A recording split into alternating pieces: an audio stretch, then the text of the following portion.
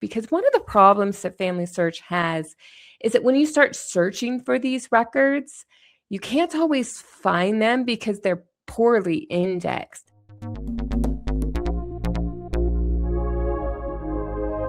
Howdy, welcome to Family History Fanatics. If you're new here, my name is Devin Noel Lee, and I love helping people find meaning and connection through their family trees.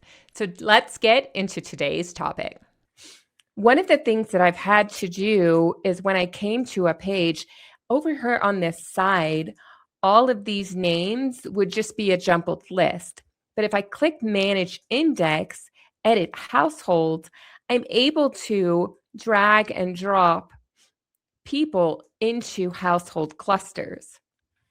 Once I do that, the other things I have to do, if the page is allowing me to index it, is that I can go into the information, I can correct any transcription errors, add an age, because sometimes they leave that off. I can add relationships. So let's go to one. Let's go to the next page here. See how it's going. These ones weren't even indexed. So thankfully, I was able to click on Manage Index Add, and then I could go through the process of adding the information about Seferina, Juanita, and Jose, and I think that's Aaron, A-R-O-N. And then I was able to come in here and add an age, but I don't have any relationships just yet. One of the things I don't like about this system is that the father or mother is on the page before. See, there is wife, nothing, not sure, wife. So that's probably a wife here, or it could be a husband, wife here.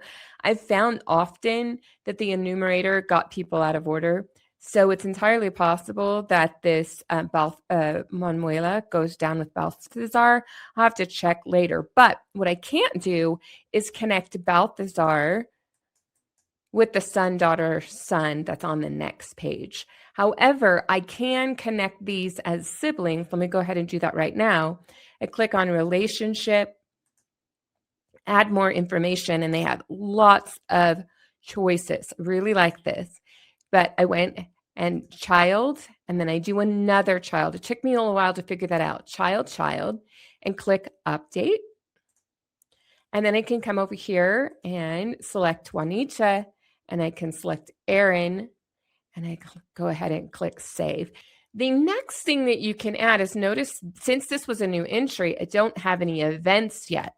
So I can go ahead and click on add new events. And then I'm going to just put census because it is a census. There's lots of options.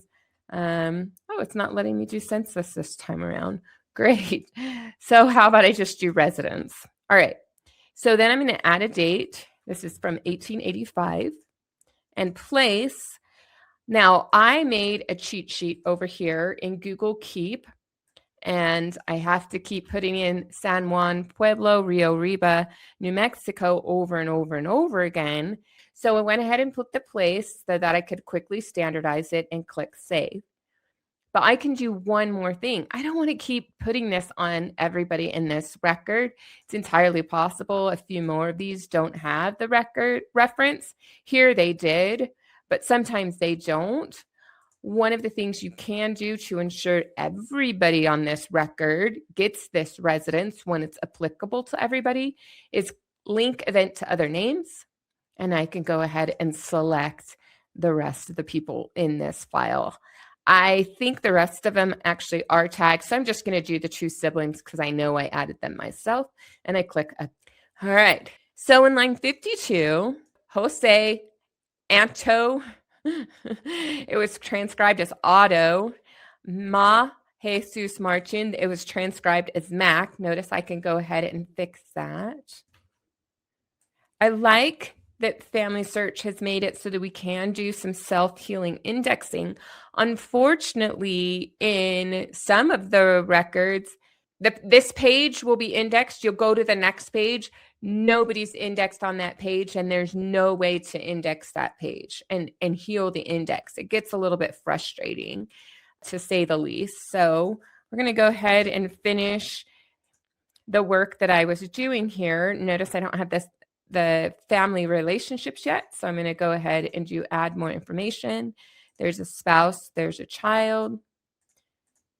And now it's ready so that when I go to attach to the tree, FamilySearch will try to go through some of my recent searches, and it will try to find someone that I can add to the source linker, or that I can put in a PID up at the top and add that to the source linker as well.